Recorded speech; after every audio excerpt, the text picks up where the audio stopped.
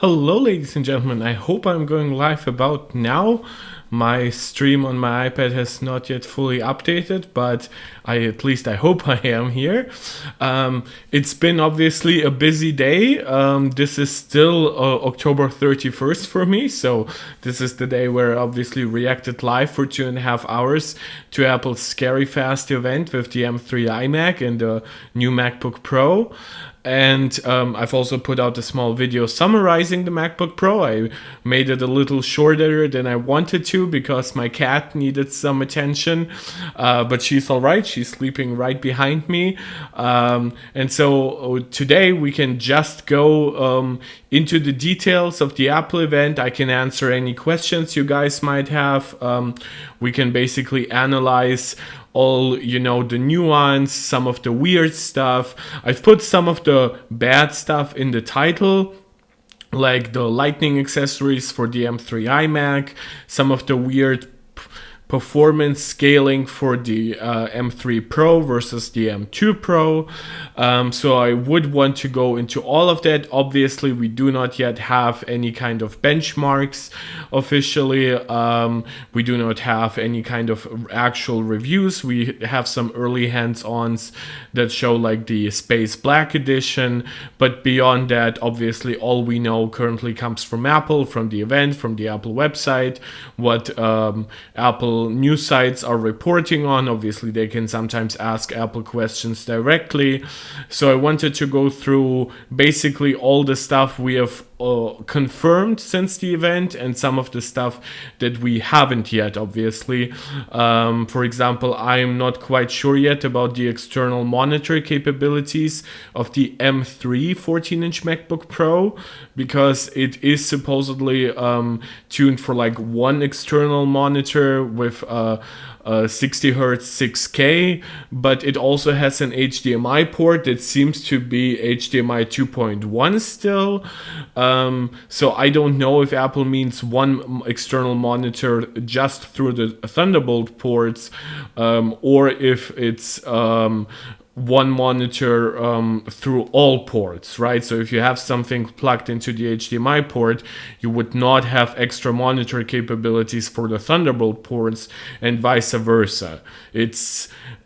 I think part of that we should be able to get answers directly from Apple. I think some news sites are very likely to ask Apple for a clarification. But also with availability starting at November 7th, it's also very, very likely that we're actually gonna get clarification based on reviews and impressions, stuff like that. So I'm not too worried that we'll stay too long in the dark, but it's a little bit of a shame that we don't know everything because obviously people are already making a purchase and they obviously deserve to make an informed purchase. So that's just my 2 cents here.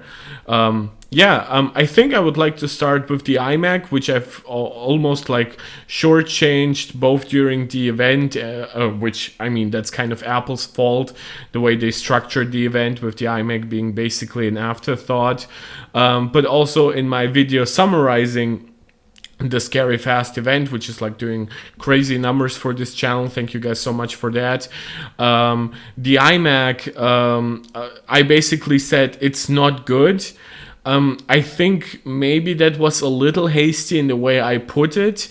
I think part of it comes down to really me disliking the base configurations, but also the fact that there's just so much at this point older stuff in this iMac with its like Retina display. Sure, that's nice, that's high resolution, that's decent contrast and stuff like that for like for an IPS panel, but you also have to consider stuff that like that it's not a mini LED screen, it's not a ProMotion screen, right? And I mean, sure, you have like a decent speaker and microphone system, but at that point, do you really want your like a 24-inch Mac to be like your primary like desktop device, right?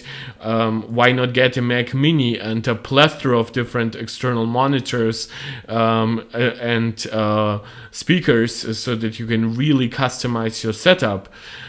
So again, we can just go through the marketing. Basically, we can look at Apple's direct claims when it comes to performance. Obviously, there are some claims that it's like 2 times faster than the M1 iMac, that is in highly specific workflows.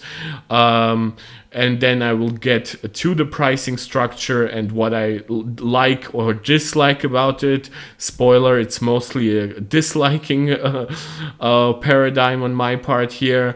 And beyond that, I'll try to make the stream not too long, obviously. I mean, it's 2 products, so I don't want to overstate my welcome here. I don't know how many people can actually tune in. I know it's like Halloween night.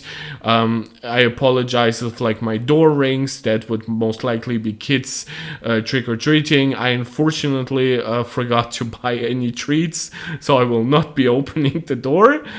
So I guess I'll get tricks. And then and I hope we will still have like a somewhat structured live stream and stuff like that. I'll just briefly check if everything is working all right. Give me a second.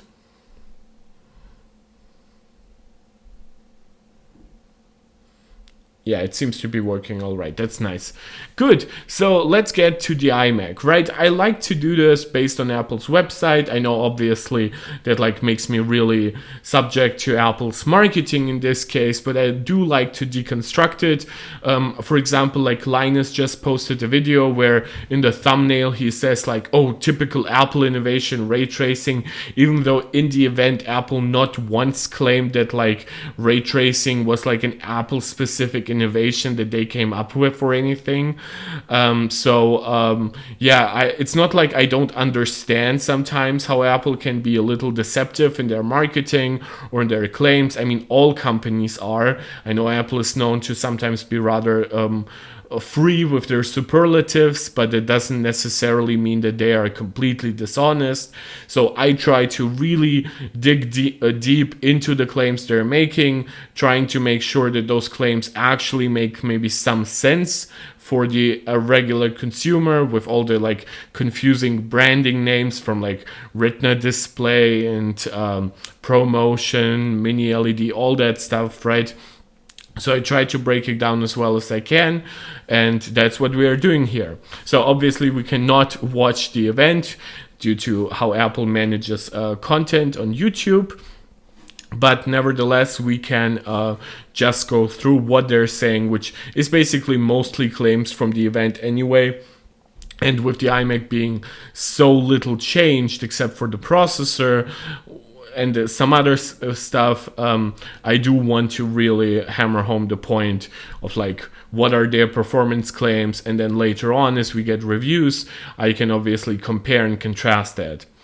So it's the best all-in-one computer. I wouldn't doubt that. The all-in-one computer we mostly have from the competition are like Dells that are designed for like workplaces. They are pretty cheap usually, and the more premium ones are still like Intel based, and they're not really desirable over like a regular PC tower paired with a nice monitor setup.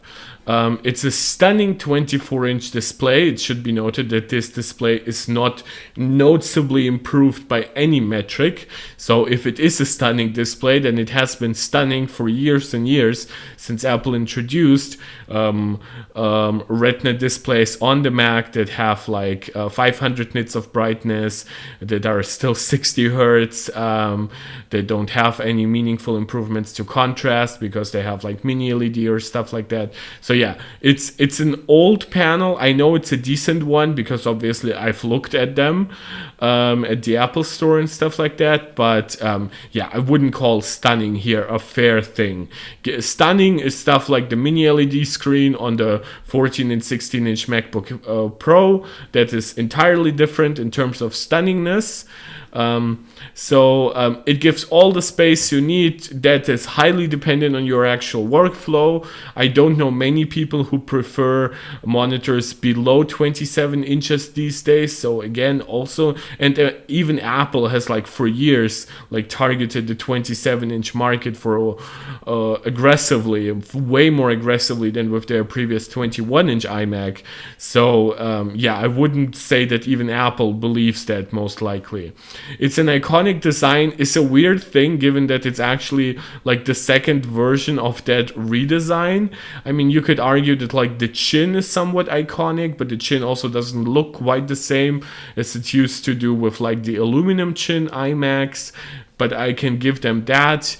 It livens up any space. Sure, you still shouldn't put it in your kitchen though, like Apple is often showing it.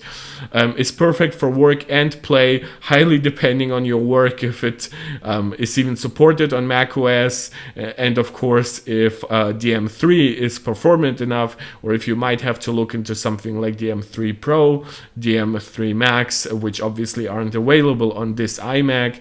And in terms of play, obviously Windows has far better gaming support. This is a 60 Hz monitor with not the best response time. Yeah, these claims really don't live up to the hype that sometimes one might have for a new Apple product. Still 7 colors, right? I don't need to break down anything here. It just comes down to the fact that we still don't have like a space gray or a space black iMac, so we still are basically relegated to getting an iMac with white front bezels. Definitely not my favorite design aspect of this device. I know Apple wants to like advertise them as like super colorful, but an event where they like really showed off the space black MacBook Pro, I honestly believe it's a giant miss to not give us at least a darker version of the iMac. I kind of assume that like a rebirth 27-inch model, or maybe a new 32-inch model would come in black, but alas, this one still does not. And you can get this in the same color screen: yellow, orange, pink, purple, the best color blue, and then silver, which looks so boring. Like, if you want to get this, I still would get it at least somewhat colorful. So it's still thin, obviously.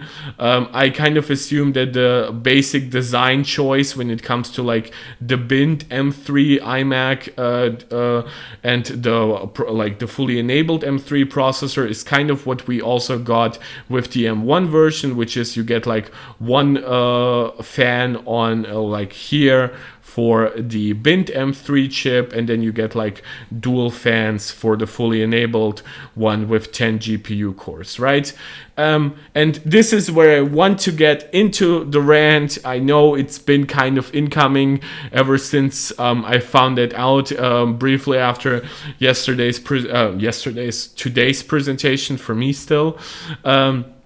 These accessories that you see, including the Magic Keyboard that has like Touch ID, obviously the iconic Apple Magic Mouse, well, and the accessory that I like the most, which is the Magic Trackpad, well, guess what? They're all still Lightning based. This is such a freaking shame. Like, I don't think Apple even really like covers this. Like, of course you get like your braided cables and stuff like that. I think we can actually like look at this through the Order Now page, right? So let's see. Here you get like, by the way, at the base version, you still don't get even a Magic Keyboard with Touch ID, which is like such a ripoff in my opinion. You don't get the power brick with Gigabit Ethernet. You don't get the extra USB 3 ports. But the thing I really wanted to show was like what is actually shipped in the large box. Where does that show?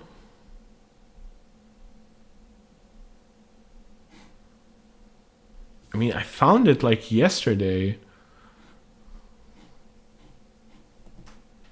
Why can I only scroll on the right side? Why can I not scroll directly down towards like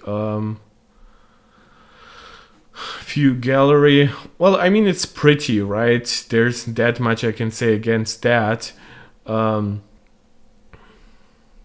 It starts still with 8 gigs of memory. Okay, but where's the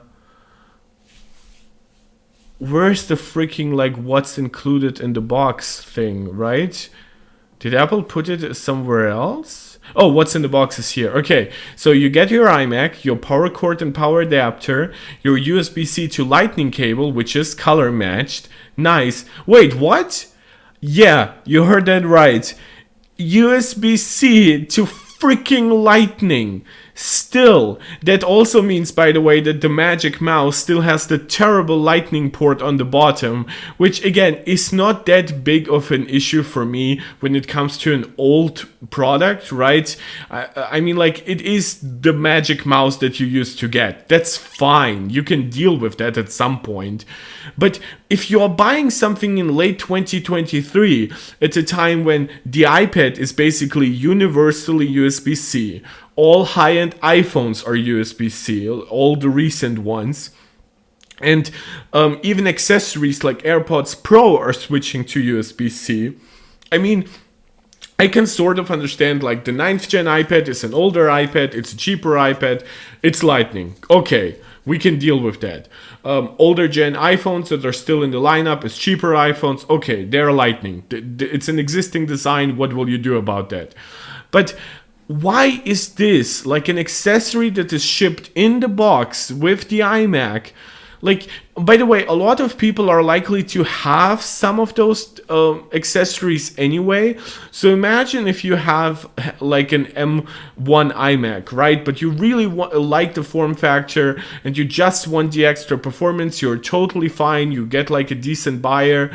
Like, so you have to convince that buyer to get all your old like Magic Lightning crap at this point. And then you're getting new Magic Lightning crap. What kind of decision is that? I mean, how difficult can it be? Especially on like the keyboard and trackpad, where it's literally just, it's a completely worthless port. It's USB 2, it doesn't have fast, like charging speeds, doesn't really need it, right? Like, how difficult can it really be to replace it with USB-C completely? I mean, Apple already has a fully established logistical chain to create USB-C to Type-C 2.0 cables.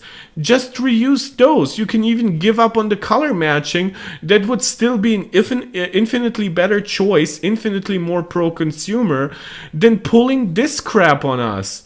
Like, and the fact that the Magic Mouse is unchanged, that is just blows my mind.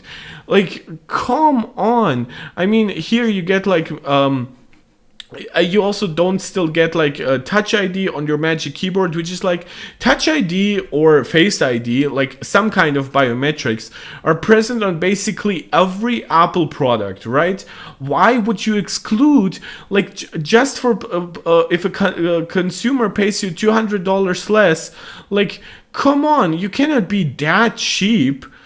Right, at that point, just unify those into like a $13.99 starting price, right? Get rid of this starting point and just make this the standard config. I mean, if you really need to ship a bint M3 somewhere, just stockpile them for an upcoming MacBook Air or anything. Like, it's not like this device even needs a bint chip, given the fact that it is a desktop chip with active cooling. Like, come the fuck on, Apple. And then, of course, I've complained about what's in the box in terms of accessories, but let's also really analyze this iMac specifically with its, sure, M3 fully enabled. Let's look at this, right? Because the 14-inch MacBook Pro also comes with a fully enabled M3 chip, which means it has 8 CPU cores, 10 GPU cores.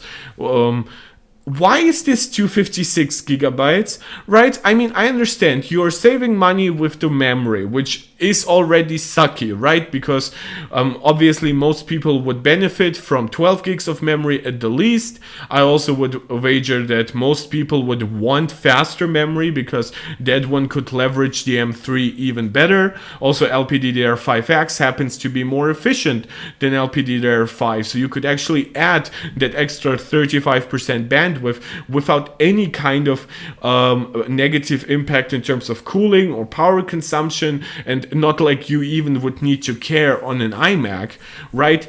So, okay, you're reusing older LPDDR5 memory sticks that obviously were standard on the M2. Why the fuck is this 256 gigabytes of storage?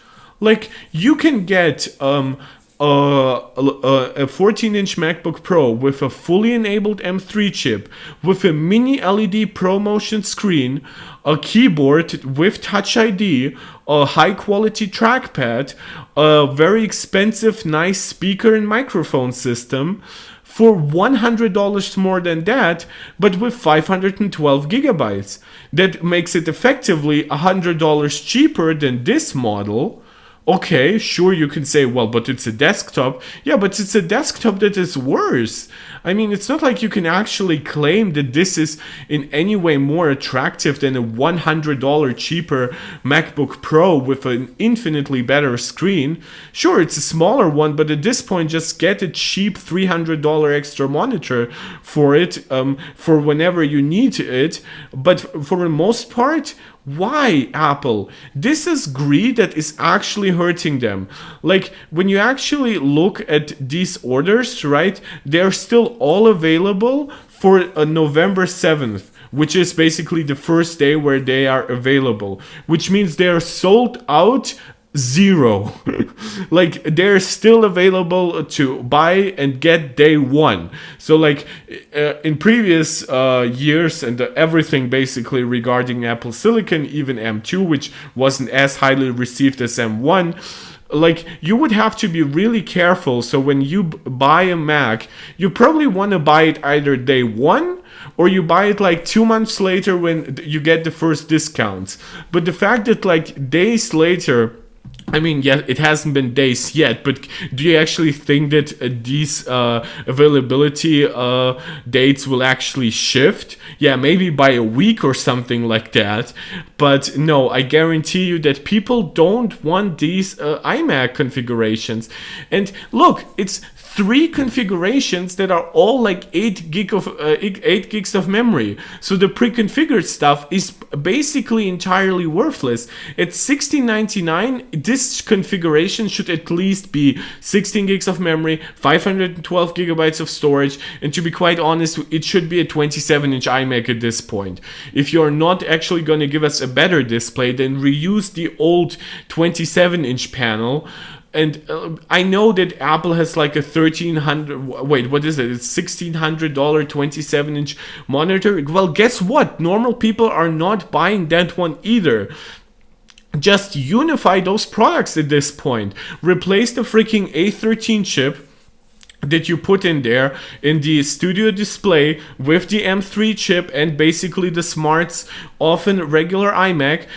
Give us a choice between M3 and M3 Pro and see how those models sell for a higher price at higher numbers. Like, maybe the margins overall would be slightly smaller than you would want for like this model, right? Because it basically costs you nothing to go from it probably costs you $1 to go from 256 to 512 gigs of storage. But consumers would be getting way more, and believe me, they would pay you more. They would pay you around $2,000 for a 27-inch iMac with 16 gigabytes of memory, maybe a terabyte of storage, which by the way probably cost you like $3 extra to go from this to 1 terabyte. So no, this is completely unacceptable to me, and quite honestly, I know that this might kill the iMac for good, but if killing the iMac will just result in Apple's internal resources flowing more into their more popular like MacBooks, Mac Studios, even the Mac Mini, I'm totally fine with that. Much better would be if the fact that people refuse to buy these configurations finally makes Apple consider giving us decent base storage configurations, and finally makes them understand that 24 inches is just too small. This is not lovemaking we're talking about, where 24 inches is way too much. This is desktop work what we're talking about. This is this is completely stupid and completely pointless. The design is actually pretty. I think that there's some nice paradigms about it, right? It has, you can actually really conceivably put it somewhere as like a decoration piece. Somebody who's like ultra rich but has like a super nice MacBook, well, that person might not necessarily be into like a 32-inch display that like really takes up too much room. But guess what? You can make the bezel ever so slightly smaller, give us like 1.5 inches longer diagonally, like the iMac overall, and now you can fully put in a 27-inch panel into it. I just think this is so weird, and the existence of this one, like the base one, that for some reason doesn't come in all colors, right? It doesn't come with something that basically costs Apple nothing, like a slightly nicer charging adapter with gigabit Ethernet inside.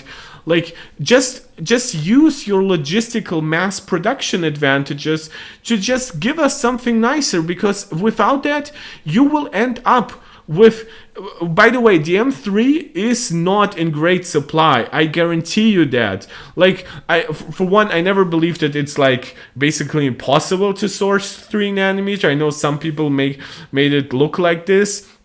But the fact that the 3 nanometer chip is not selling out at all, not even pushing the delivery dates by 2 weeks, not even 1 week, that is weak, bro. Like, you cannot get away with that, and you don't. And guess what? Neither can you do with that. And by the way, we're not talking about cheap stuff. The Magic Mouse is like, what, $80 or something like that, $100 depending on the region. Like the Magic keyboard with Touch ID is like pretty expensive.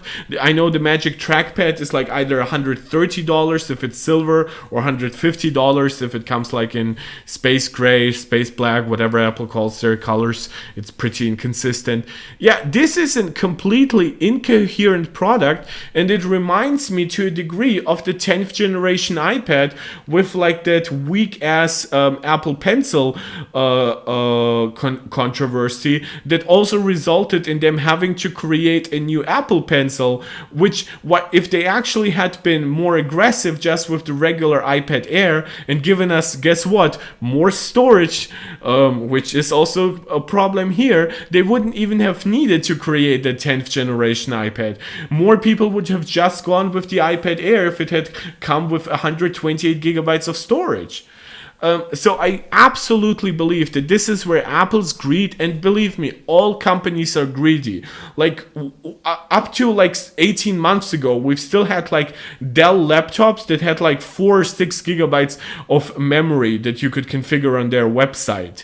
No store, by the way, ever shelved those devices because nobody freaking bought a Windows device with 4 gigabytes of RAM in 2021 or even like early 2022. I believe I have a stream where I looked that up, but I'm not sure. It's like, yeah, greed is universal, but this is specific Apple greed, where really because they actually want to sell you the Mac for this price, right, for $14.99, but with super high margins. And they cannot do that quite, so instead they sell you it at $17.99, which with much higher margins, because as I said before, like $1 or a few dollars of extra cost for them, $200 more for you. So they get those margins here, but in the prospect they kill the actual price point that would actually be attractive to people. Like if you actually even like relegated this to $12.99 and this to $14.99, so make everything $200 cheaper, that would make it sale infinitely more. And I would still argue that there shouldn't be a 256 gigabyte version whatsoever. So guys, just let me know, what do you guys think of that? I know that I have, by the way, we have more people watching now, so thank you very much for that. If you actually think that I'm unfair here, or you actually want to add some oil to the fire still, you're welcome to do so. So I just really wanted to hammer home those points, because this really kills the appeal of the M3, because actually let us get into the iMac, right? Their exact points that they're making for M3 versus M1, because this is an objectively better iMac than we had 48 hours ago on Apple's website, right? It's the same pricing for storage and RAM, it's the same pricing for accessories or not, but it's a new Mac, right? It's supposed to have something new. The fact that you put in a new processor but are still shipping accessories based on an ancient port, which I love Lightning, don't get me wrong. I've been a strong advocate for Apple actually pushing Lightning as an alternative to USB, to like micro USB. But when USB-C came out, I was like, okay, Apple lost the standards war, which then we found out that Apple was like widely responsible for even helping with the design of USB-C, which is weird, but it is what it is. But like Lightning lost, so it now has to fade away. But for some reason, it is still here in 2023 on a like $1,300, $1,500, $1,700, $2,000 device, depending on your configuration. And and you get accessories in the worth of like $250 or even more potentially that are still based on at this point, a bad port.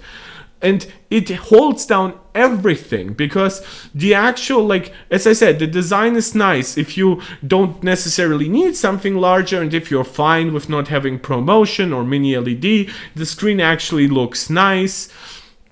The accessories themselves are pretty premium feeling. I know the Magic Mouse is by no means a fan favorite, but the Magic Trackpad definitely is pretty liked by a lot of the community. The 1080p camera is pretty good. If it's the same as on like my MacBook Pro, that's definitely nice. Apple's speaker and microphone game is absolutely unmatched when it comes to integrated stuff, so you definitely could get away with getting this without external speakers. You probably would want an extra microphone still for maybe like streaming and stuff like that, but definitely you could get away with that for regular video calls and stuff like that. So there's a lot of nice stuff here. And that now we get to the M3, which is not a big leap over M2, but I would argue that nobody with an M2 device should even think of getting M3. And I would argue that most people considering M3 would still probably be not even M1 users, but mostly still people on either Intel Macs or also likely on a Windows device. Apple's market share has continued to grow over the recent years, so it's absolutely not like a far-fetched idea that some people are looking at this coming from Windows, maybe coming from an all-in-one at work, and they like the setup, but they want a much more premium all-in-one for home, and they're looking at the iMac, but then they're looking at all that weird stuff and potentially like looking, oh, it starts at $1,300. Okay, but then they're like, oh, but I need more than 256 gigabytes. And quite honestly, more than 8 gigs of RAM would also be nice. And suddenly they're not at $1,799. They're like close to $2,000. That's bonkers for them. So what does Apple advertise with M3, right? Let's get to at least some good stuff, because I really dislike the paradigm that they've chosen for the iMac, right? Reusing this design without like fixing some of the inherent shortcomings, it's mind-boggling to me, especially at the time, by the way, when they pushed the mini LED ProMotion screen and the 70 watt-hour battery of the 14-inch MacBook Pro down by $400. And sure, I mean, they did that by reducing the RAM amount and by shipping a smaller, slower processor, not a M series Pro chip, but just a base M series chip. But guess what? That also has benefits for battery life, and you can still upgrade the RAM and still be cheaper than the previous generation starting price. But here you cannot get away from the compromises. And the worst part that I didn't even mention, I don't even know if potentially the 256 gigabyte configurations might be based on one storage module, right? Which would make it dirt slow storage paired with a 3 nanometer advanced architecture processor being completely wasted, basically. Probably slower storage than you would get in a smartphone these days. So, but again, I will leave that to benchmarks. Maybe Apple actually ships it based on two 128 gigs modules. I don't know. But believe me, if they ship it with one 256 gig module that is like half the speed that it should be, I will destroy them. It's up to 4 times faster than the best-selling 24-inch all-in-one PC with the latest Intel Core i7 processor. Number 3, which do they mention which chip? They compare that with a Core i7 system with Intel Iris Xe graphics. No, they don't actually mention the processor. But they do have some other comparisons where they actually mention which chip is being compared against. So I'm not angry here. But let's just get to this, right? So it's 2 times faster than M1. Again, it's highly specific depending on the workflow. Up to 2.5 times faster than the most popular Intel-based 27-inch iMac models, which obviously does not mean iMac Pro. So it's a little bit misleading here. And up to 4 times faster than the most powerful Intel-based 21.5-inch iMac, which was a dirt cheap, basically had a dirt cheap processor in comparison to anything else in the market. You really should have not considered the 21.5-inch iMac for anything but education. So this comparison, while it's true, it's also pretty much worthless. It stays cool and quiet. I definitely can understand and appreciate that. That's the power of hardware, software, and silicon. Yes, but if you are the company offering all those things, which also means, by the way, that you can make money on all that stuff, right? You're selling us the hardware. You're not having to pay a third-party vendor for the silicon. And with software, you can sell people on everything from iCloud storage to Apple TV Plus, Apple Music subscriptions, even Final Cut, Logic Pro. If anything, you should actually be willing to accept a slightly lower profit margin on the hardware, but alas, they do not. Let me just briefly make sure that everything is working. Nice. We actually have quite a couple of people watching. Please let me know if you agree, if you are offended that I'm not Apple sheeping around here. The world's fastest browser, Safari, runs up to 30% faster, which makes sense. It's pretty much a single core dependent workflow for the most part. And given that M2 is basically 15% faster than M1, or like 10 to 12% faster, this being 15% faster than M2 makes it 30% faster than M1. It has 50% faster frame rates, also makes sense. It's advertised as like being 20% faster than M2, which was around like 35% faster than M1, which kind of shows you that this is probably largely bandwidth limited. As I said before, it's not the fact that just that Apple offers us only 8 gigabytes of base memory, but also that Apple was apparently too cheap to give us LPDDR5X, or even nicely, Apple is actually known to sometimes skip like almost like mid-generation steps, right? With like LPDDR5, for example, we've had like 5600 megahertz stuff, right? But Apple moved from like LPDDR4X directly to LPDDR5 6400, which is the most premium spec of it, with the lowest latency, the highest efficiency. So that's nice. But on LPDDR5X, you technically could get to like closer to full like 10 gigabits or 10,000 mega transfers per second. But at the very least, at the most premium, we have LPDDR5T, which is 9600 megahertz, which is 50% higher bandwidth than LPDDR5, which is still faster than LPDDR5X, which is about 35% faster than a regular LPDDR5. So Apple could have given us a lot more GPU performance if they wanted. And I'm actually quite sure that we might have actually gotten M3 and M3 Pro and M3 Max with more GPU cores if Apple had known that they would integrate it with faster memory, because it feels like these chips are bandwidth limited.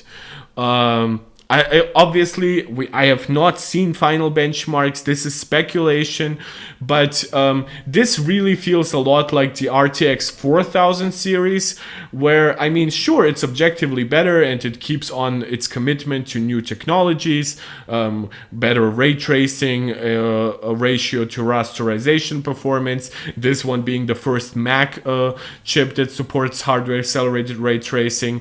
This is Apple's first chip that supports hardware accelerated mesh shading, all that stuff, right? But you don't really see a significant value increase generation to generation. You really have to pay more to get something better, which is really unfortunate. You also get not that much bandwidth, which also is like a problem with RTX 4000 overall, but that's neither here nor there. That's a discussion for more my PCMR friends rather than me. So it supports hardware accelerated ray tracing, as I said, lifelike lighting and reflections. Highly doubt the M3 actually has like the base rasterization performance to give you really high quality RT on top of that.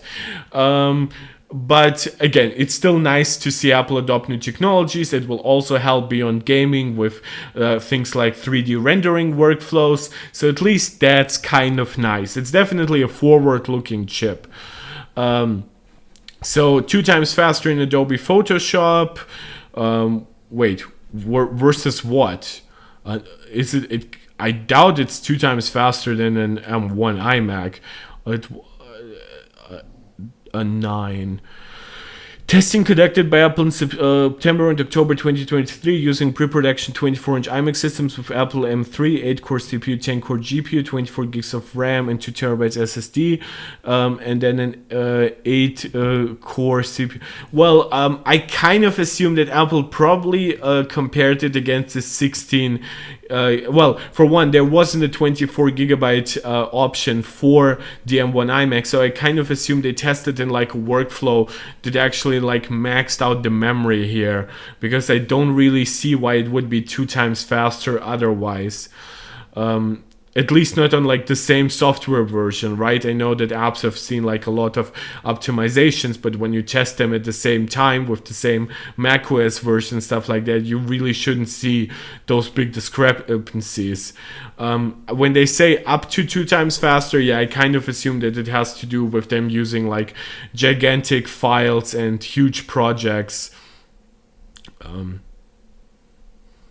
I'm sometimes too stupid to scroll with my mouse.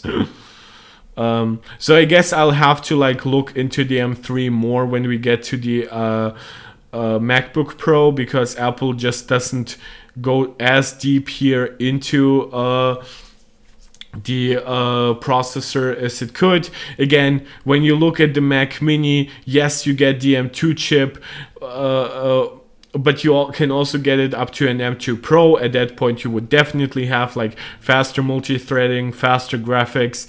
You would forego some of the more forward-looking stuff, but that's neither here nor there. Most people don't really need it.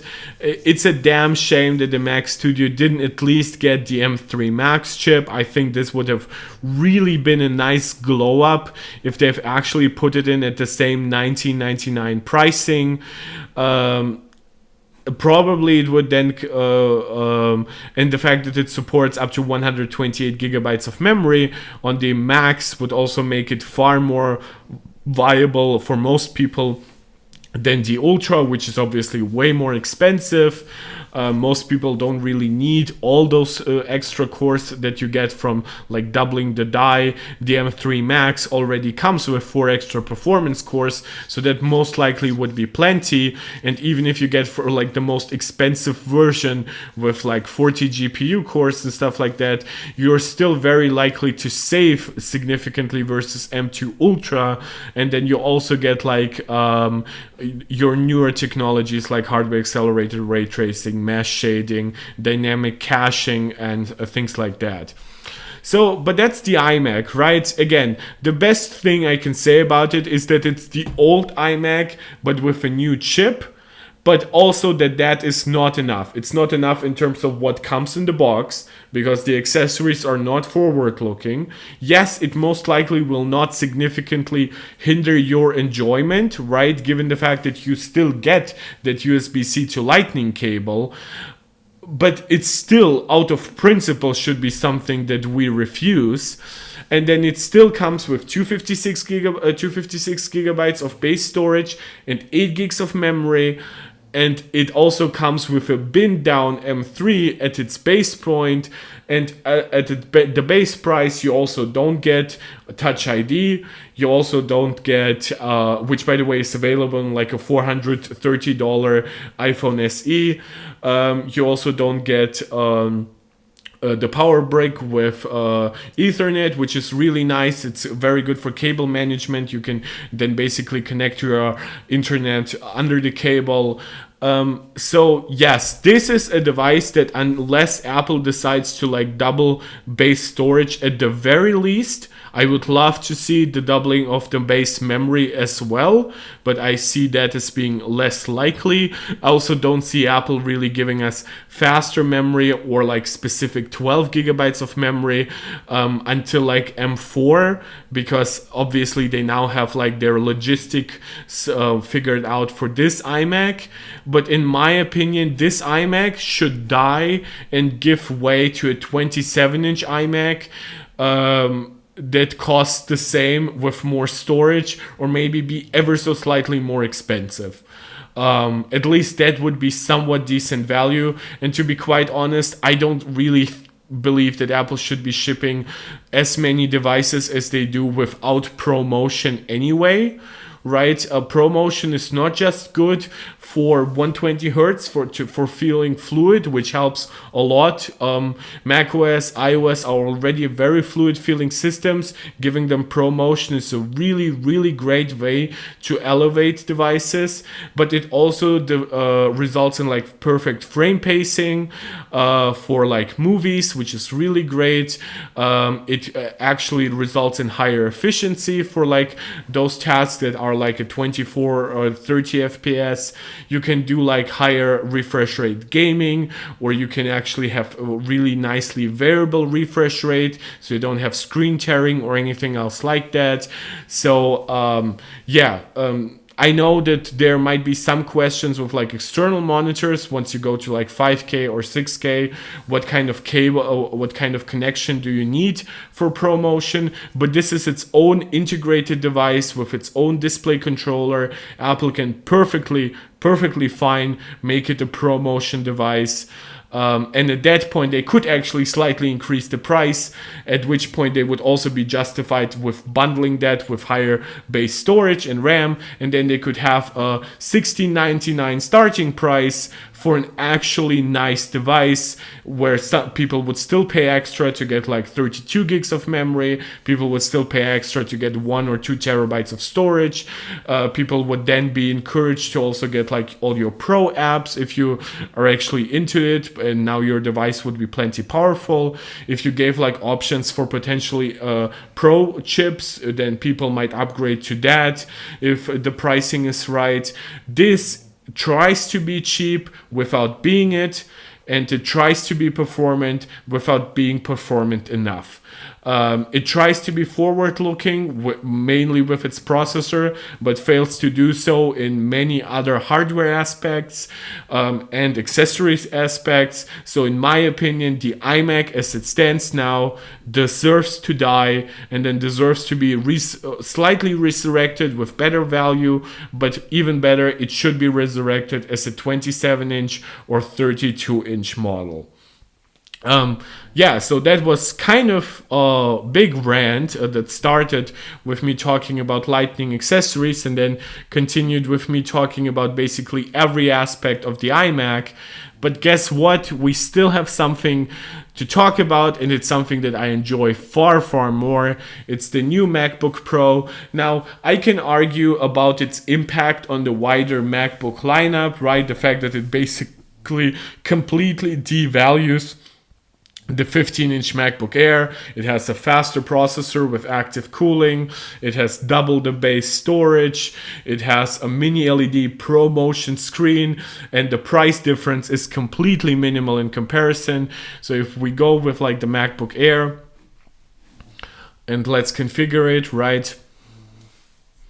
Well, at least the nice part about the 15-inch model is that it comes with the fully enabled M2 chip, but it comes obviously with your 8 gigs of memory, with your 256 gigabytes of storage.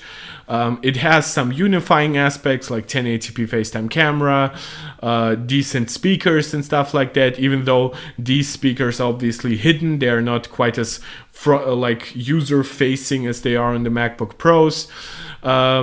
It has 2 Thunderbolt ports, similar to what the MacBook Pro has, but and of course your MagSafe charging port. But it also then lacks the other stuff that the MacBook Pro offers, which is an XD card slot and HDMI, and both have the 3.5mm headphone jack, but that's not really something you care about. So you get the 15.3-inch Liquid Retina display. So for a 15-inch MacBook Air with 512 gigabytes, you pay $14.99. Let's just even say $13.99 because it is because you get a lot of like discounts even through websites like Amazon, right? I actually want to open it so that I can more easily contrast them, right? So, and before we get into the exact claims that Apple is making for this device, I actually also, just like with the iMac, want to start with the pricing structure, because without the pricing structure, there isn't that much. If the pricing was completely out of whack, then their claims would mostly be useless anyway. But I think the pricing for the MacBook Pro actually works. Because if you look at this, for one, you also get the fully enabled chip, but it's an M3, so that at least is like $100 worth more. You get the same 512 gigabytes of storage, right? So now you are at basically the exact same price point, but now you have to consider this is not just an M3, but this is an M3 with active cooling, so it's more likely like $200 extra worth over M2. You get your 14-inch screen, so maybe you can deduct like $50 for it being slightly smaller, and then you add basically $150 for it being a Liquid Retina XDR display with ProMotion. Wait, the 14 inches, like the M3 is still ProMotion, right? Yeah, okay, it's just, I was just missing the term here, and I was like, wait, what? It's still ProMotion on all configurations. Not only that, the screen is brighter, has all your like amazing XDR contrast stuff. You will likely get even better speakers. You get, as I said, more ports. You get even twice as fast power adapter inside it. Like, it's absolutely not a contest. And I mean, even if you compare it with like a $13.99 hypothetical price, right? Because maybe even like $13.49, right? Let's just say it's 10% cheaper than it usually is. Well, you get something so much nicer. And once you actually configure this with like more memory, right? Because I would argue you're likely to get both with more memory, right? Now we are talking $17.99 versus, by the way, memory is not as like higher memory configurations are not as often discounted. So we would have to like work with like the base pricing here. We are talking about $100 price difference. That is insane. It's insane how good it makes this 14-inch MacBook Pro look, and how bad it makes the MacBook Air look. Like, does Apple really not want to sell their old stock of their MacBook Air at all? Like, come on, like, why not give us a 512 gigabytes base configuration? At least, by the way, also, if you get 256 gigabytes here, you're dealing with that slow one module problem, right? So you definitely would want 512 gigabytes of storage. And I would argue if you really want like a carefree device experience, then you would want 16 gigabytes of RAM. And now you're paying $100 less, 1/18th less to get a device that is so much worse, or you're the other way around, you're paying 1/17th more to get a device that is so much better. So while I have some problems with some of the pricing structure of the M3 Max configurations, right? But I really cannot complain about this, because look, some people might argue that, yeah, it's still a base M series processor, right? Would you really pay $2,000 for it? And I would argue that, yeah, for many people, this is absolutely worth it. It's the same pricing as on the previous base configuration, but with double the storage. So that basically offsets any kind of $200 price reduction you might usually get on Amazon and stuff. You get it with with faster single core performance, with a processor that supports now hardware accelerated ray tracing, mesh shading, dynamic caching, stuff like that. And you do that and you give up some multi-threaded performance, which most people don't really need that much. And if you really know you can get away with it, you can actually do it 512 gigabytes, and now you are actually cheaper than the base configuration last generation. So yeah, I actually think the M3 14-inch MacBook Pro is a little bit of the MVP here, and especially if like real world benchmarks prove out that the M3 has like the fastest single core performance in the world or something like that, we might actually end up with a pretty easy to recommend like $1,800 device. Yes, it's not cheap, but it's Apple, right? I mean, I would argue that at this price point, it should come with like the 96 watt adapter anyway. But even if you add those $20, you're still golden, right? So let's actually use some of that excitement that we definitely did not have for the iMac to break down exactly what we're getting with the MacBook Pro. And I think it all starts with, well, it starts for me with the screen, right? But the screen is 20% brighter. That's all you need to know, basically. But let's actually dig deep into M3. For one, it also starts, by the way, with Space Black, which you can get on the, unfortunately not on the base M3 chip, but you can get it on the M3 Pro and M3 Max configurations. So highly recommend. It looked really good in everything that I've seen of it. Really a positive impression from me. Obviously I won't like analyze any videos that only do like, oh, the color is nice, but yeah, it's definitely cool. Now, the M3 Pro will get exactly to what it does a little later on, but let's start with the actual M3. Now, as we've already broken down, the M3 actually is, for one, in this device, it's the fully enabled one, right? So it's 8 CPU cores that consist of 4 performance cores and 4 efficiency cores, and it has 10 GPU cores, and it has the same 100 gigabytes per second. I'm sorry, I actually made that mistake in the last video and it kind of burned itself into my mind. 100 gigabytes per second of memory bandwidth with the same, obviously, RAM configurations as M2, 8, 16 and 24 respectively. Um, it's definitely super fast in comparison to Intel-based processors, but it can also give you a really nice boost even up from M1. And this is comparing it to the MacBook Pro, which had active cooling, which might have not been a big deal on the M1 because the M1 had actually a pretty low peak power usage, but M2 was a little higher. M3 is still a little higher than that, which is actually nice because with a slightly larger device, you're still likely, even with just one fan, to still cool this nicely. I'll actually unfortunately, Apple is still using the i7 models as a baseline, but you can actually basically do basic math here to get exact results. Right, I'll compare it mostly to M2 because I think obviously we know usually the gap between M2 and M1.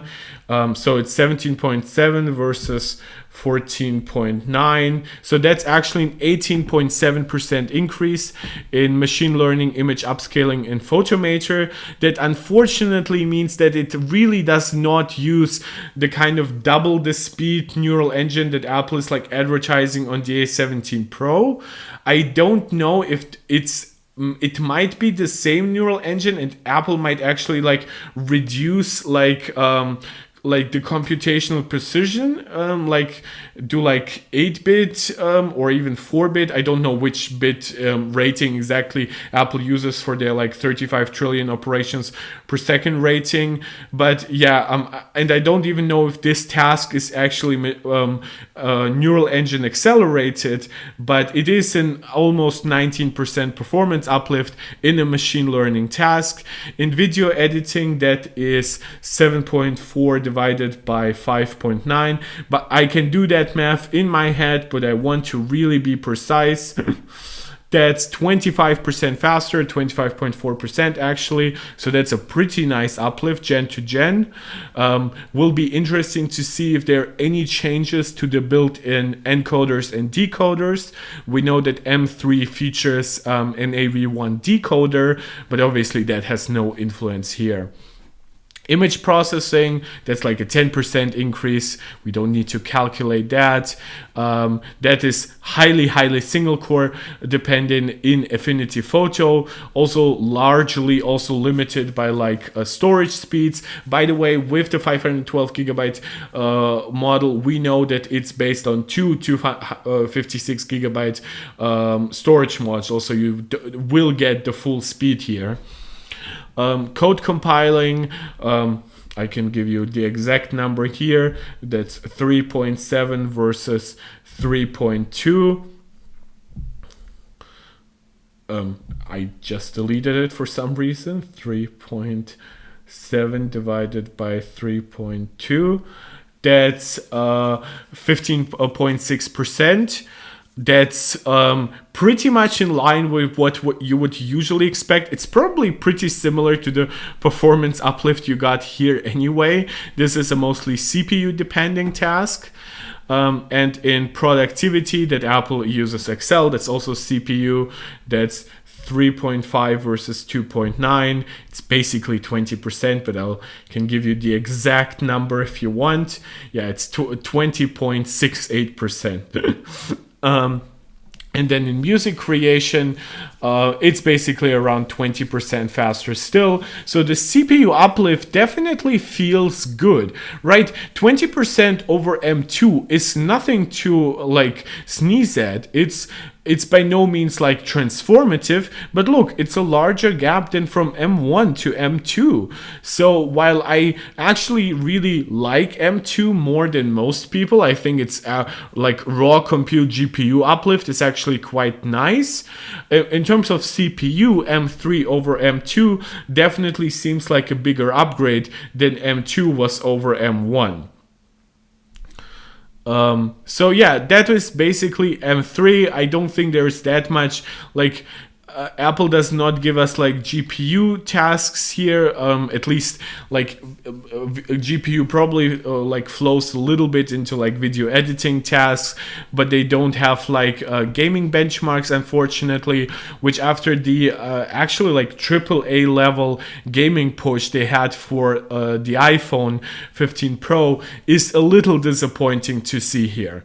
Also, we don't have any mention of Metal Effects neural engine based upscaling, which was a big feature that was advertised for the A17 Pro. I don't know if it's entirely missing. Maybe it has actually a way worse neural engine than the A17 Pro, but I can only work with what Apple is currently giving us, and obviously I cannot ask Apple the same way some other journalist might, right? Then we get to M3 Pro, which comes with a little more memory at its base, right? Previously, the M2 Pro came with 16 gigabytes of memory and then was configurable to 32. This comes with 18 gigabytes of memory or 36 gigabytes. It's obviously way faster than any Intel-based model, but it's also significantly faster than an M1 Pro model, which, for example, I have the M1 Max, which would come up to the same CPU performance, but have around 60 to 80% more GPU performance than the M1 Pro. It has like double the execution models, but they're actually a little lower clocked, so it doesn't give you perfect scaling. I think we can just start with the 16-inch model. Wait, what are there like other tests? Oh, okay. I think the 16-inch model is interesting because it compares it with the 2019 last, basically the first 16-inch model, but also the last Intel-based one that had up to an AMD Radeon Pro 5600M. So that's actually a pretty nice baseline. The M1 Pro was only marginally faster than that. Than the M2 Pro, which still didn't have like hardware accelerated ray tracing and stuff like that, which obviously I believe is supported in Redshift, was 1.5 times faster.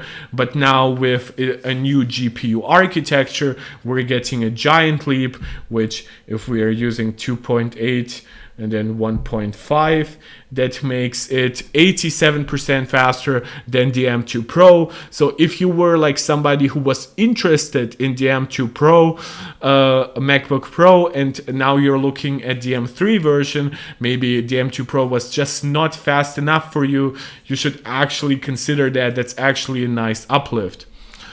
Scientific analysis, obviously that's a little less than 20%, so pretty much standard with what you would expect for like a CPU uplift here. It should be noted that the M3 Pro is actually quite controversial. It has like 2 fewer performance cores, but adds 2 extra efficiency cores, and it has in every configuration less memory bandwidth than both the M2 Pro and the M1 Pro had, which those had 200 gigabytes per second. This one comes only up to 150 gigabytes per second. That's not nice in my opinion. It's not a deal breaker because there are other things other than memory bandwidth that define the performance of a processor, but unfortunately it's still like an objective like hardware based downgrade. And it so happens that I don't like that when Nvidia does it, when like the RTX 4060 comes with like less memory than like the RTX 3060, when like every RTX 4000 series GPU basically has like is based on a lesser memory bus than the previous generation, except for the 4090 versus the 3090. For example, the RTX 4080 has a 256-bit wide memory bus, while the RTX 3080, which was actually way cheaper, starting at potentially $700, had a 320 wide bit memory bus. So yeah, it stinks a little bit of RTX 4000 series, unfortunately, but this is an SoC, so it can compensate a little bit better than just a standalone GPU, because it can compensate that with potentially more CPU performance performance, faster neural engine performance, better encoders and decoders, and of course also because this is by default a laptop processor, it can also of course like be very, very attractive with its efficiency, which for example the move from like 8 performance cores down to 6 and the move from a 4 efficiency cores up to 6 might actually be a big help with efficiency here. Video editing basically just like between 10-15% faster. So this is something that is limited by the only marginal CPU uplift. It seems like the way the performance is handled still results in maybe slightly higher multi-core performance, and it definitely has faster single-core performance. But there still might be scenarios where multi-threaded performance could be about the same or actually ever so slightly slower than M2 Pro. Still definitely everything better than on the M1 Pro, definitely everything better than what you could get on the last generation of 16-inch Intel MacBooks, but it's still a consideration. If you can actually get an M2 Pro model that is highly discounted, you might actually get dramatically better value. Medical imaging, you see here, I assume this is probably a task that is, I actually don't know if it's GPU or CPU limited, because by the way, the M3 Pro also comes with fewer GPU cores. The M2 Pro started with 16 GPU cores, the M3 Pro starts with 14 GPU cores, and the M3 Pro maxes out at 18 GPU cores, while the M2 Pro maxed out at 19 GPU cores. So I don't know which task is actually limited here, but it's either multi-threaded performance or GPU performance, because those are very likely to be in the 5% range, which is what we see here. Photo editing, I assume this task is like highly single core dependent. I don't actually know the exact clock frequency of like the M3 Pro, but yeah, it's very likely that this comes from faster single core performance. And then in image processing, that's actually not a bad, like above 20% uplift as well. And then of course everything over M1 Pro is like in the realm of like 30-40% uplifts, which is actually, it's not something that you definitely should run out to get, but it's at least something, right? And now we actually get, as I said, the M3 Max chip will make your Mac more expensive, right? Now, it does have a higher memory configuration than before. Previously, it maxed out at 96 gigabytes. Now it maxes out at 128. But the price difference between the base M2 Max and the base, basically to upgrade from the M2 Max to the to upgrade from the binned M2 Max to the fully enabled M2 Max is smaller than the now what you have to pay to get from the M3 Max binned to the fully enabled M3 Max. I've said it. I'm sorry. There are so many numbers, so many letters. Even though obviously I know what I'm talking about, the tongue still has sometimes problems with that. So the M3 Max offers massive performance and capabilities. It's, I believe, 96 billion transistors, which would be insanely expensive, and it explains the price increases. Again, you can actually configure your MacBook how you want to. We can get into the website later on. I don't have like one-to-one comparison points to the M2 versions, unfortunately, but it is more expensive is what I can basically promise you, right? The core count upgrade is definitely noticeable here on the M3 Max. Previously, you got 8 performance cores and 4 efficiency cores. Now you get up to 12 performance cores and 4 efficiency cores. So a really, really noticeable upgrade here. And you get, instead of up to 38 GPU cores, you now get a full 40 GPU cores. Instead of 96 gigabytes of memory, it maxes out at 128. And it has all other uplifts. Now, I think we should also compare it with the 16-inch model versus the 5600M here. Obviously, the M1 Max already, according to Apple, was really fast in most tasks. Like, it was faster than the 5600M. There were some tasks where benchmarks showed it to be faster, but I think once everything had been optimized, M1 Max was definitely faster. So this is basically 2x faster, and I think this is definitely a result of the hardware accelerated ray tracing support. So that's a nice generational uplift. It still likely puts it behind its major competitors like RTX 4070 and 4080. Which I believe had been like up to 5 times faster than M2 Max because of their more advanced ray tracing support. Obviously, Intel already, NVIDIA is already at their 3rd generation of ray tracing acceleration. I apologize.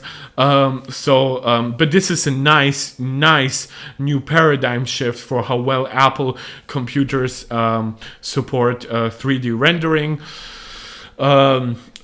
I assume this is kind of either accelerated in the same way, or this is a CPU task, because obviously this one has a 50% more performance cores than this one. This actually makes it really likely to be like a multi-threaded CPU task. And if you want the exact number, it's 5.5 versus 3.2, so it's a 72% uplift. That's amazing. In Affinity Photo to be seeing such a big uplift, it probably uses many different parts of the SoC. I know Affinity Photo utilizes the CPU heavily, but it also has like some acceleration through the GPU. So this is like 3.6 versus 2.1. That's actually a huge gen-to-gen uplift. You can see that this is basically here like a 15% uplift from M1 Max to M2 Max. So 3.6 versus 2.1, that's a 63% uplift. That's really, really awesome. Here you get like almost 50% faster in a 3D volume load in medical imaging. In video editing, the uplift is not quite as big because it mostly is depending on the encoders and decoders, but it's very clear that it's also utilizing more of the faster CPU. That's why it's 47% faster, so definitely like quite a nice uplift that goes all hand in hand with like 50% more performance cores. In photo editing, 3.2 versus 2.5. That's 1.28 times faster than M2 Max. You can see it's a larger generational uplift than M2 Max was over M1 Max. Given the extra CPU cores, given the new architecture, I really cannot like downplay the M3 Max. This will be by far the best like mobile processor. Yes, it will not probably have the performance of a mobile RTX 4090, which is like the same as like a desktop 4080 almost, but in terms of CPU performance, efficiency, and the way it's integrated into the system, I just don't think anything will match that. I think it will be amazing, and even at its higher price point, this device can be configured up to $7,200 US, but there's nothing that has like 128 gigabytes for like certain workflows that are shared between CPU and GPU. There's nothing that has the insane efficiency of a 3nm ARM processor. We still don't have Zen 5 or anything, so this will definitely be the highest performance single core on a chip on a laptop. Yeah, this is just insane. Color grading, again, not as huge of an uplift, but still a nice generational leap. Actually, M1 Max versus to M2 Max was also a nice generational leap. Actually, it scales pretty nicely up from the Radeon Pro 5600M. So definitely some nice upgrades here. You also, as I said, get a little bit more memory from like the with like the base configurations of the M3 Pro. And as I've said about the memory bandwidth of the M3 Pro, I should also add that the M3 Max also has a lower bandwidth than the M2 Max at its base configuration, probably by using only 3 out of 4 memory slots, but it has 300 gigabits per second in its base 30 core configuration versus 400 gigabits per second on its 40 GPU core configuration, which by the way scales up pretty nicely, so you definitely should be more or less bandwidth limited on either configuration, but there might be some scenarios where it's a highly bandwidth limited task where maybe M2 Max ever so slightly in the GPU department outperforms the base M3 Max, maybe. But again, I'm still obviously highly waiting for official benchmarks from like big review outlets. I kind of expect the likes of Hardware Unbox to get like an M3 Max, because this is a nice uplift that they really should understand more. Okay, so basically Apple goes into a lot of points that I have already addressed. It's a new GPU architecture, gives you much faster 3D rendering, both over M1 Max and M2 Max, but of course up from an M1 Max, which would be my MacBook Pro. It's quite a big leap. Obviously you can use that for like rendering, but also for gaming.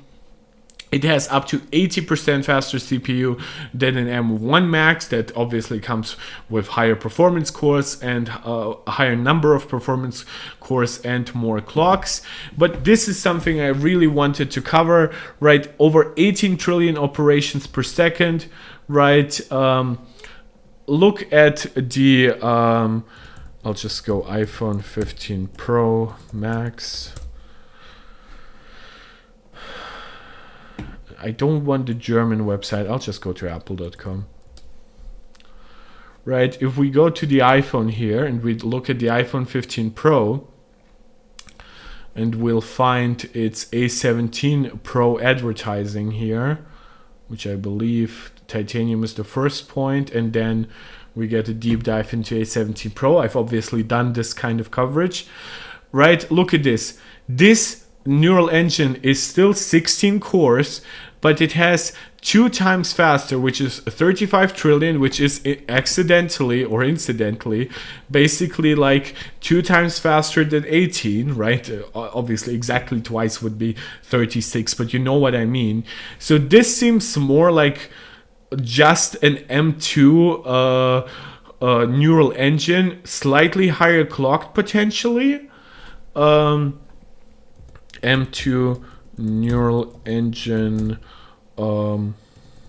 operations per second.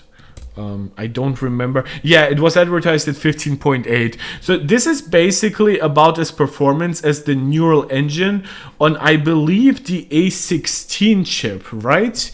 If I remember it correctly. Yeah, that one was 17 trillion operations per second. So I assume this is just ever so slightly higher clocked than the neural engine on the A17 Pro. I don't know if maybe this rating for like 2 times at 35 trillion might be at half precision versus this rating. But if this supported the same low precision level, which if you're using like machine learning, the less precision you have, obviously the more operations you have, but you need to bake that functionality into a processor. You cannot just out of nowhere tell a chip to run at 8-bit or something like that. It's a very, very poor explanation, but I hope it somewhat makes sense. If you know a better explanation, please post it. I have nothing against corrections. I have nothing against extra explanations. I am always there to learn. And while I do know what I'm talking about, sometimes I can have problems explaining it because obviously I'm not a downright expert on this level, on this field. So it seems like the A17 Pro actually features a faster neural engine, which what is slightly weird, but I think this lines up with the fact that 3 nanometer designs were actually supposed to come out last year, and what we are getting this year with A17 Pro and M3 is a hodgepodge of like mix of some of the architecture from last year. I think honestly, even though ARM v9 is not necessary for Apple, I think Apple would have moved on to ARM v9 at this point. With their own processors, Android devices have had like ARM v9 for like 2 years at this point. There really is no point for Apple to stay at ARM v8. And the fact that this one seems to have a last-gen neural engine, while this one definitely seems to have a more forward-looking neural engine. And this is, by the way, why Apple advertises MetalFX upscaling, which combines GPU performance, which obviously is for like the graphics rendering, and the neural engine, which is not how MetalFX used to work, which it previously just ran on the shaders of the GPU. Everything else about the chip with like hardware accelerated ray tracing and mesh shading seems to be the same, but Apple did not talk about dynamic caching on the A17 Pro. So maybe it's like one generation of GPU, but there are some things better about the M3 version of it, and there are some versions better about it on the A17 Pro. She gets like unnerved when I talk too long. She I think she gets worried or something. Let me just. Okay, she does not want to. I think she'll just go behind me at some point and then like start poking me for more attention. But I will not be ending the stream because of her. She's doing fine. She's sleeping as she wants. So yeah. This is one thing I really wanted to cover with like the neural engine discrepancy and my theory behind it, with basically the delay of 3 nanometer, which was supposed to come out last year, kind of also resulted in Apple partially delaying some of their architecture. So we are getting a chip that pretty much should have come out last year, and I think this is why we got like A16, which was almost unchanged from A15, right? It basically just jumped to a slightly newer node. It used faster memory, but beyond that, it had like pretty much the same GPU performance. And in terms of CPU performance, it doesn't really seem to have higher instructions per clock. It was just slightly higher clocked, while at least the A17 Pro and M3 generation seem to have like a 4 or 5% instruction per clock uplift, which isn't huge, but Apple already has like one of the industry's best instruction per clock rates. So any improvement for them is still very, very meaningful. So this is basically all the performance claims that Apple currently makes. We can move to like 95 Mac and Mac rumors, see if there's anything interesting about or additional about what they're covering. But you guys can see that they don't know anything extra right now that I don't know, that I know. So they do like comparisons. I think for the most part I've already done that. They're like covering extra accessories. They're just breaking down the report cards. I will talk about new iPhone 16 rumors. I actually might do that a little later on. It depends on the timing. I don't think I have that much more to add to the MacBook Pro, but we'll see once I'm actually finished. But yeah, there is nothing in the coverage that I'm not being able to get from the Apple website, at least right now.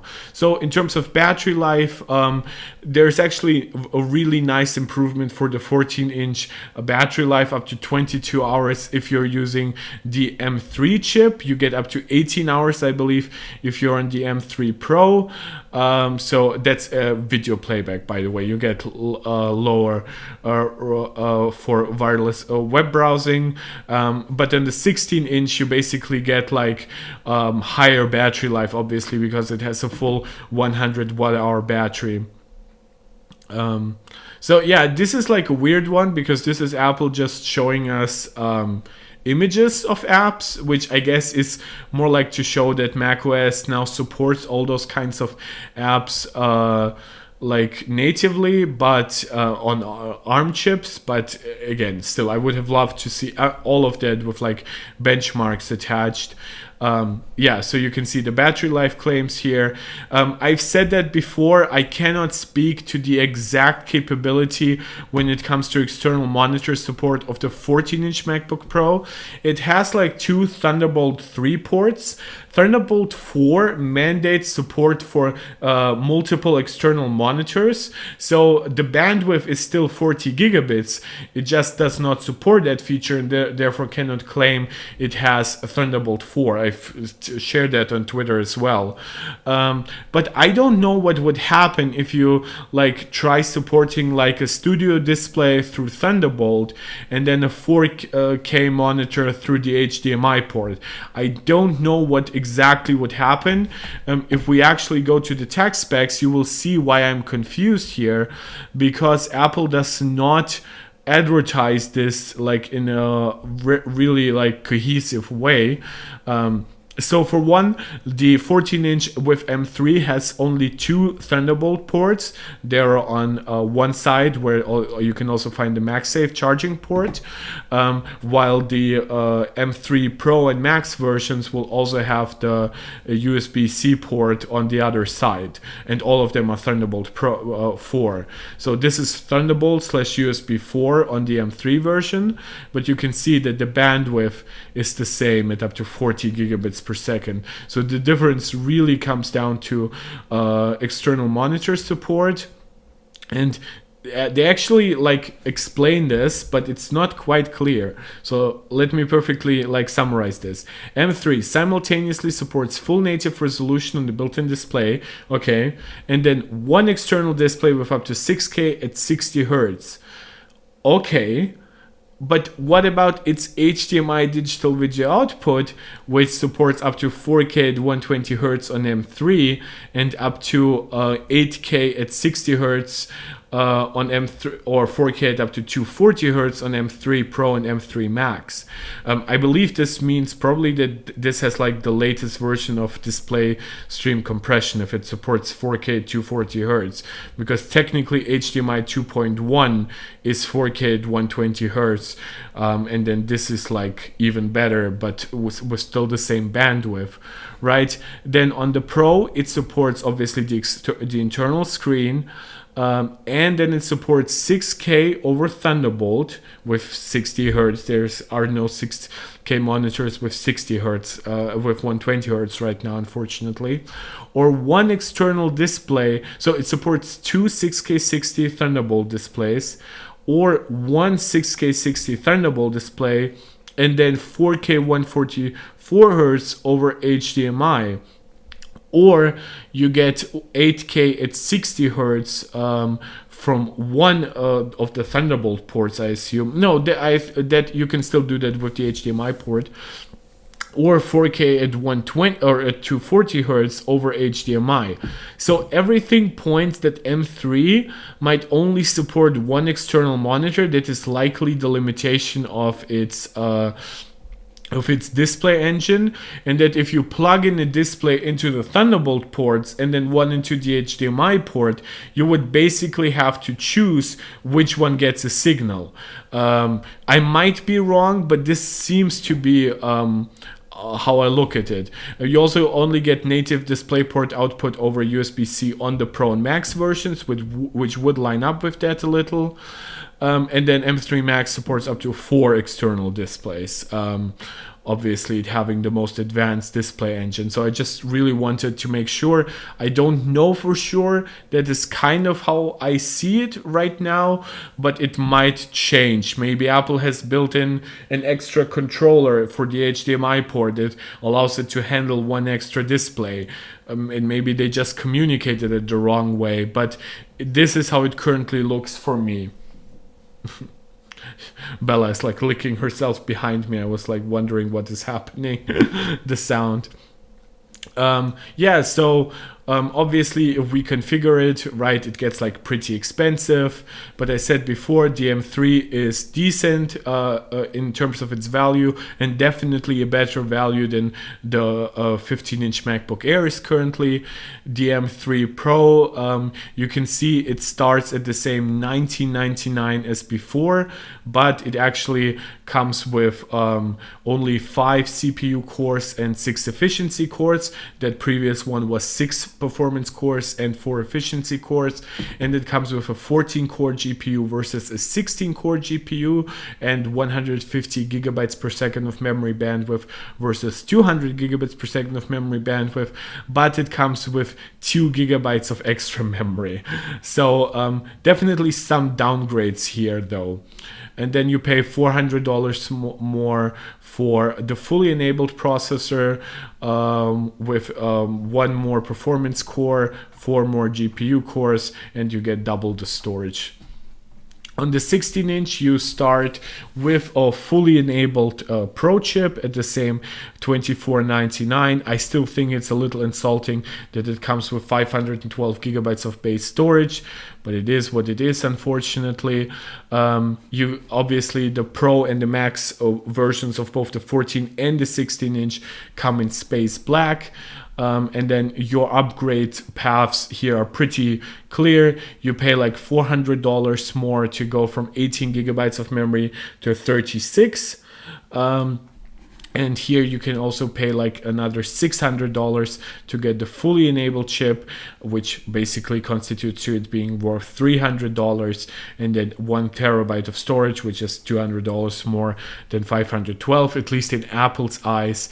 And then you come up to 3500, and then you have your $4,000 configuration with 48 gigabytes of memory. So you're paying $500 for the fully enabled chip.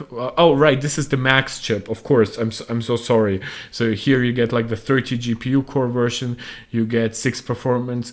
You get like 8 performance cores and 6 efficiency. No, you get 10 performance cores and 4 efficiency cores here. And here you get 12 performance cores and 4 efficiency cores. I apologize. It's getting late again. And then you also get like more memory, which you also kind of need for the full GPU here, right? It's the 40-core GPU versus the 30-core GPU.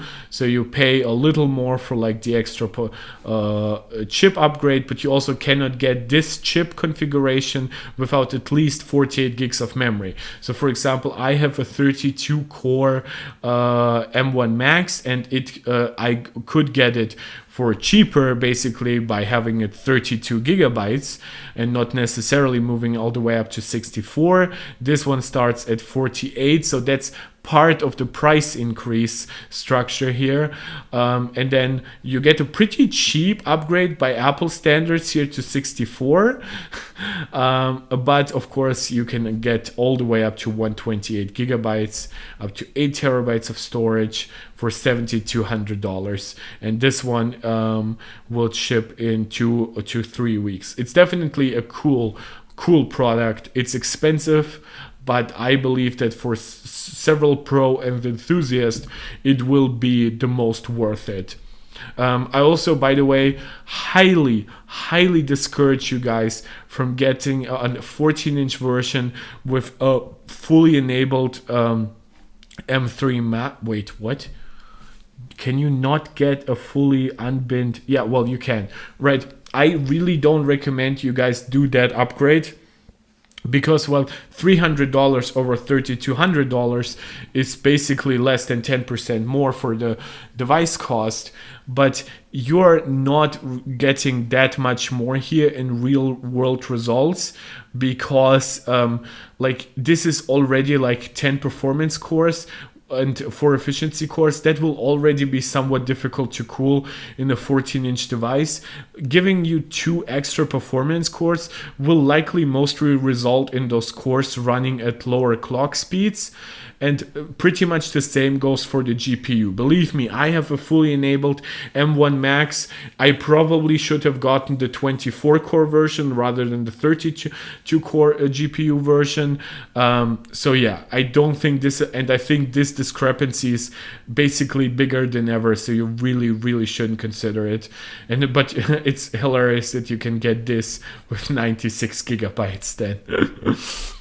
Which, yes, this means this uses, which, by the way, if you're getting a fully enabled one, just don't get it with if you're getting, if you want 96 gigabytes, don't get it on a somewhat disabled chip, right? Just get the nice one chip at that point and do it with 64 all the way up to 128 gigabytes.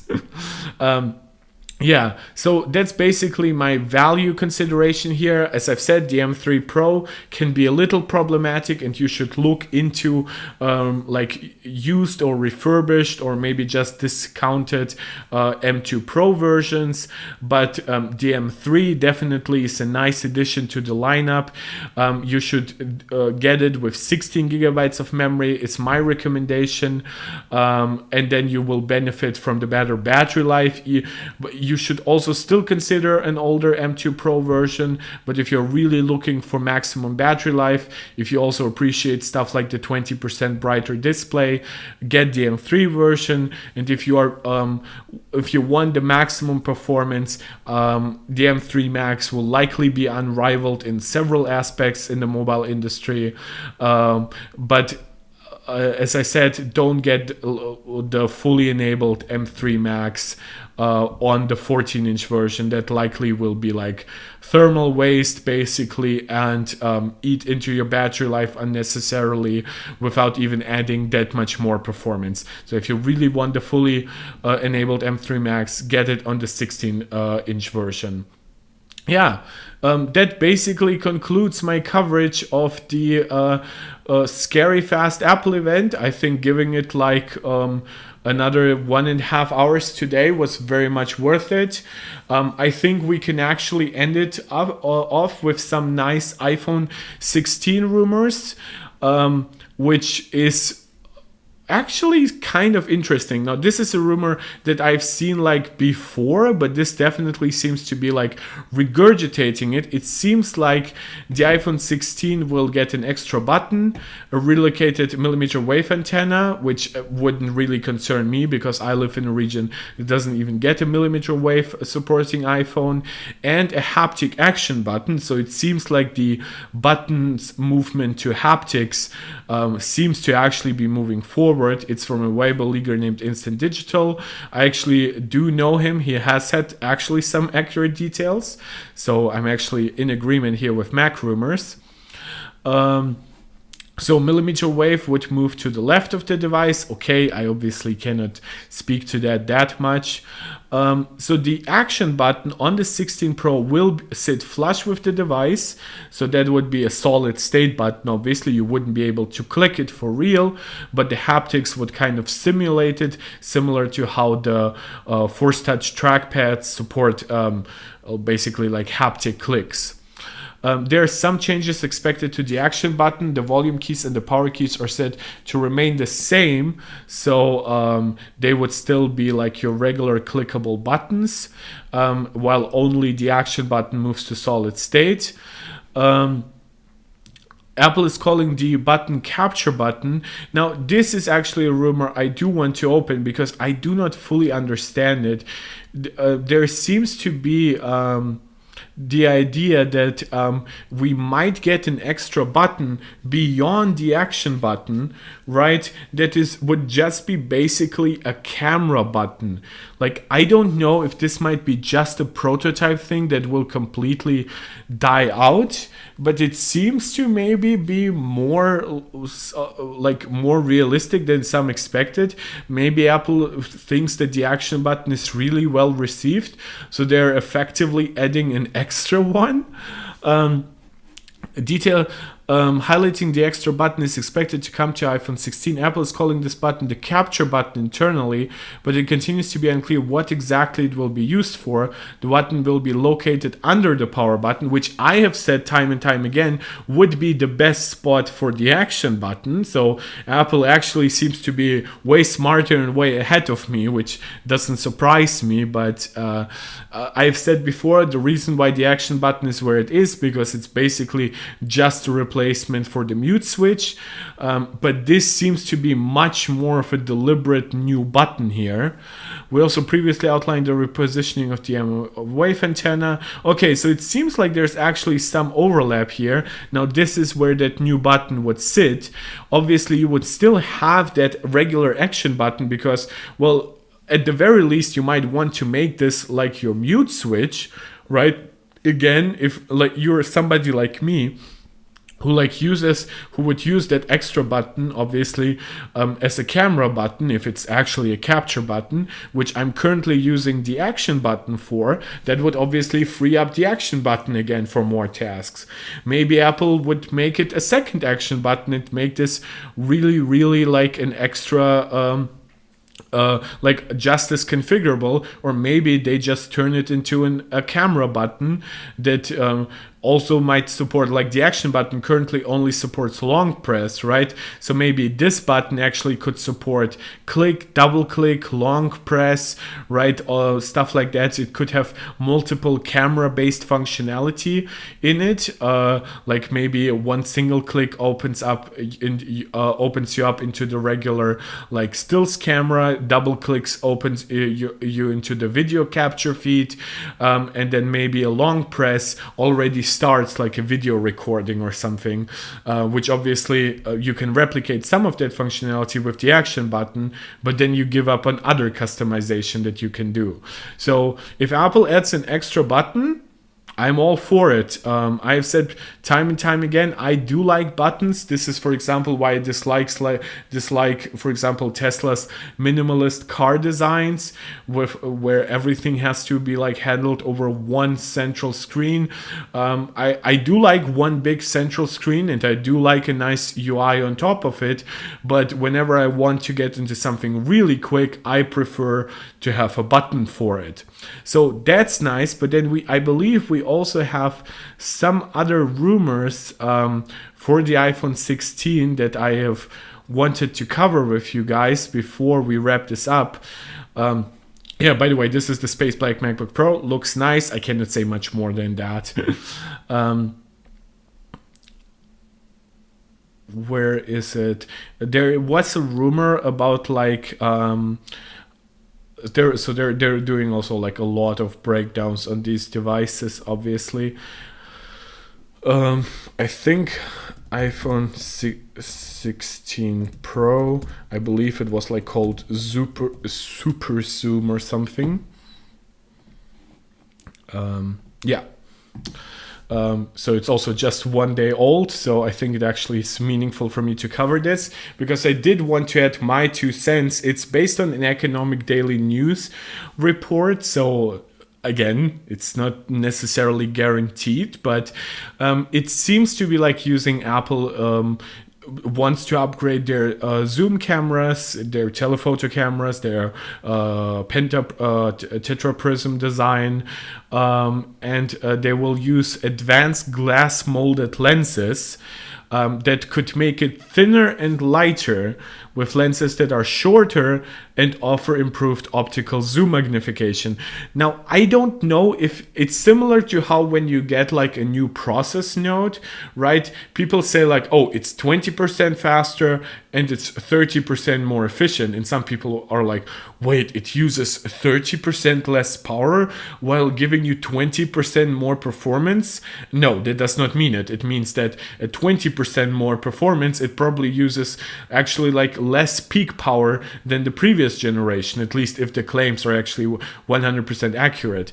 Now, in my opinion, if the lenses are actually shorter, it's very unlikely that you would get a significantly improved zoom magnification, while it also is thinner and lighter. But imagine if it's actually just as thin and light or thick and heavy, however you want to see the current like zoom cameras on the Pro iPhones. What if you can get a significantly higher zoom magnification without adding significant more weight and too much complexity, which, for example, I know some people will be like, oh, but like 10x zoom has already existed, Apple is late.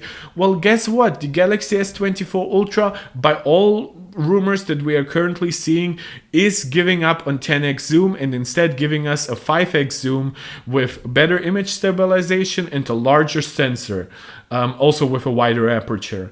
So it seems like Apple might actually be significantly ahead in terms of like zoom range in this way. However, I will also explain the pros and cons about this.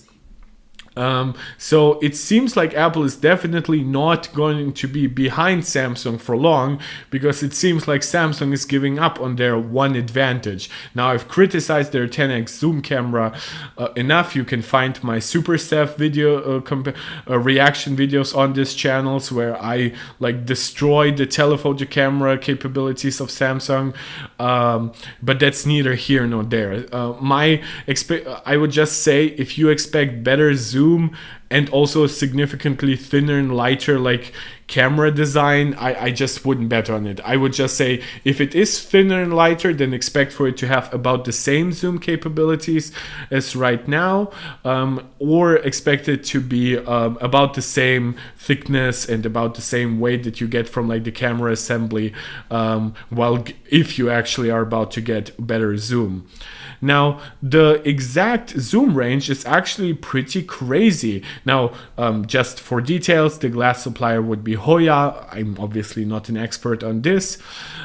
This might further increase prices, or this might further increase cost, which I believe will lead to the iPhone 16 Pro starting at $1,099 with 256 gigabytes of storage. I don't think Apple, honestly, with the industry slowing down, I don't think Apple can afford to make devices that much more expensive.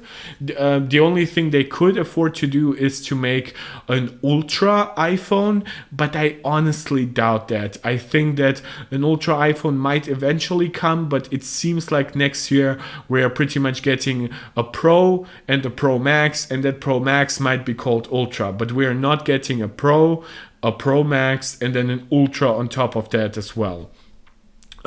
Now, this could offer as far as a focal length of 300 millimeters, which would be 2.5 times more than the current 120 millimeter on the 5x Tetra Prism on the 15 Pro Max. Did I call it Pentaprism by accident? If I did, I apologize. It's Tetra Prism. My 2 cents here are basically kind of nuanced. Now, before we got the Tetra Prism design, I apologize, now I misspoke, I said that 5x is a little too far off.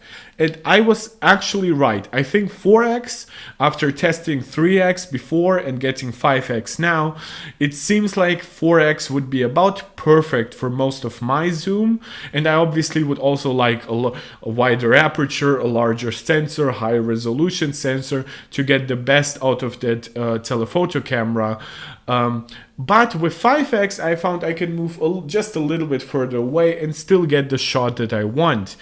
I would not be able to do that with 300 millimeters. This is 5x zoom over the regular 24 millimeter lens. This would be 12.5x zoom.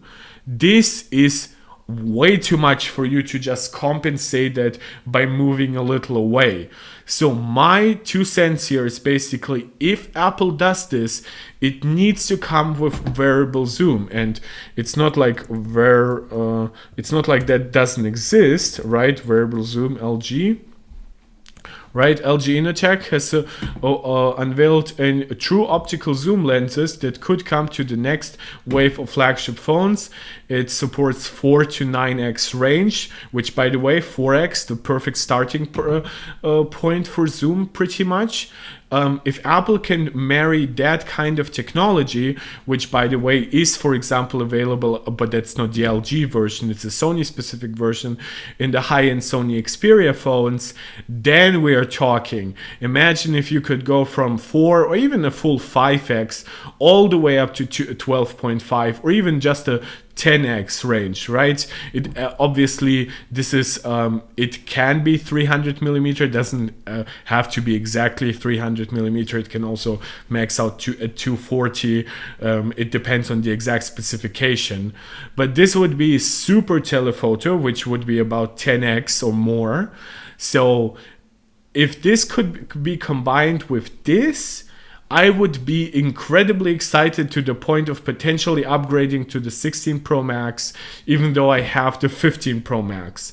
So I can only really tell you that this would be exciting if this also makes the iPhone like the most versatile smartphone camera ever with that kind of variable zoom. For example, we do have other technologies on other smartphone, which is like a variable aperture on the Xiaomi 14 Pro, right? Obviously, I don't want to go too detailed into it, but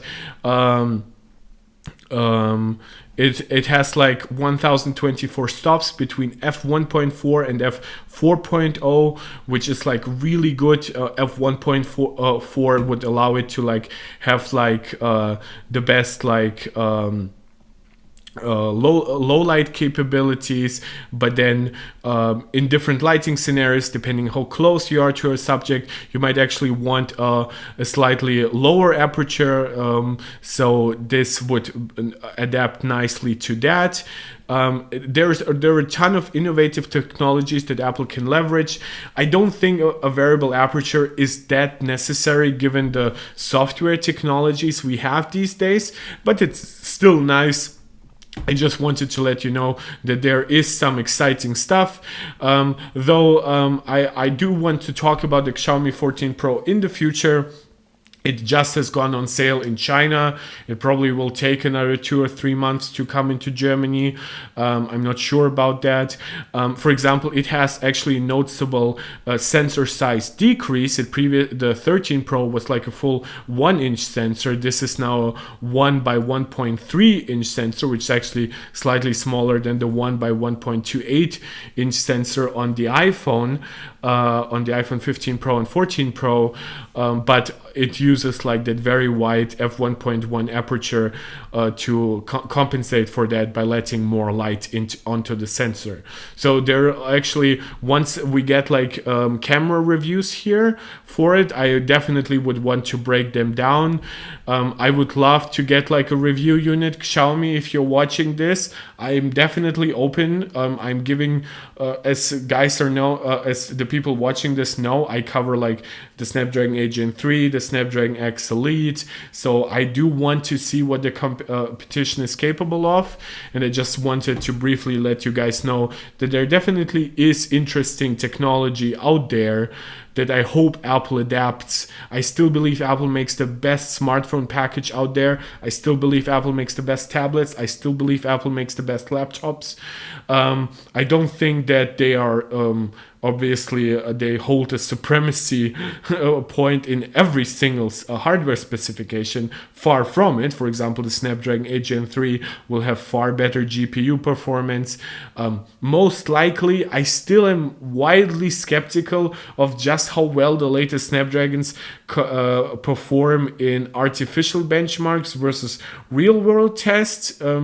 But I will see that maybe Golden Reviewer will like make more benchmarks again. I refuse to watch more Geeker Van stuff.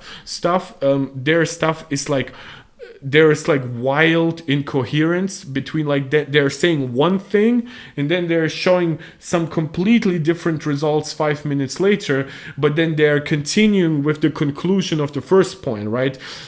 Obviously, whenever the iPhone loses, they kind of prefer to use that point. So those are the two like iPhone 16 rumors I wanted to cover. It's almost now a 2-hour stream.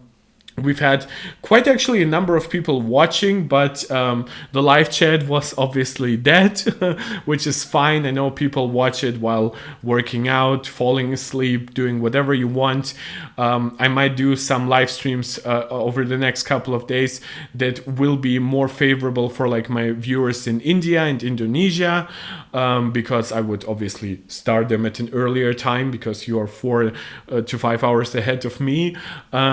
But we'll see about that. Please correct anything if I've gotten something wrong. Please let me know what you would like to see me cover in the future. And as always, do the YouTube jazz, subscribe, like, share, comment. If you want to support this channel directly, you can find my Patreon link in the description of this channel. If you want to support me live directly while I'm live, you can send a super chat or a super sticker. And once a video has already been processed, you can send a super thanks. But without further ado, this is me giving you a super thanks for all the incredible support you have given this channel. I'll see you guys next time. This is Mark Tech, tuning out.